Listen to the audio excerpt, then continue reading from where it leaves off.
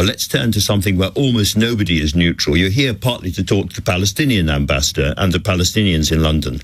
Now, a long time ago, the IRA was seen as a terrorist organisation the British government and everybody else could not ever talk to.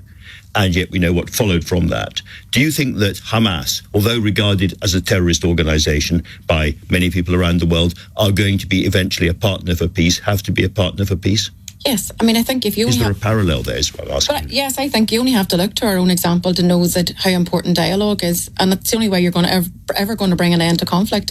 If the British government didn't talk to Republicans, or Republicans didn't talk to the British government in the past in Ireland, we would not be in the scenario that we are in today, enjoying a peaceful and far more equal society. So what we need to see in the Middle East, and particularly in relation to Palestine, is that we need to see a ceasefire now, and we need international community to be singing in chorus and harmony in terms of ceasefire now. The rules of international law need to be applied, and I don't think anybody can stretch Israel's position of being one of defence, because this is, bombardment day after day, the slaughtering of the Palestinian people. This needs to stop, and we need the international community to stand strong and to say firm in the court of international law. That's where everybody must be. And I think that, I really only hope that in the coming days and weeks that we can get to a point where we see a ceasefire in the first instance, that we have dialogue, and that we get to the ultimate position of having the Palestinian state recognised and a two-state solution, and that the international community stands firm for that.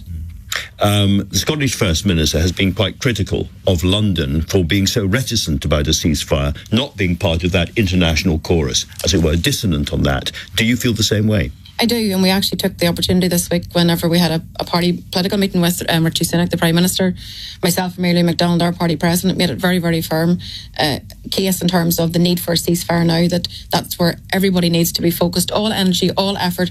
Everybody should be spoken to.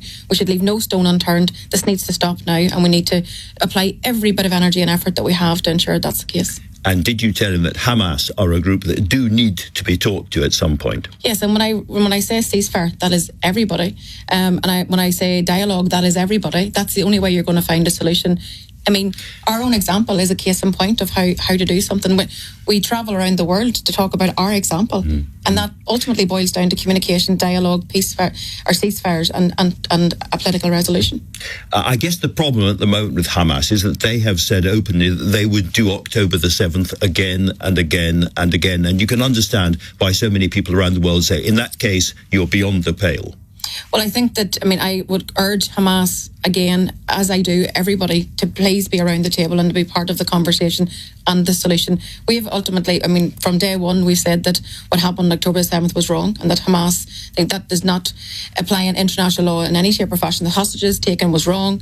So I make that case again today, but I still use every opportunity they have to have a voice in this issue, to please call for a ceasefire. The slaughter of innocent Palestinian people, the graveyard for children, let it not be the graveyard for international law also.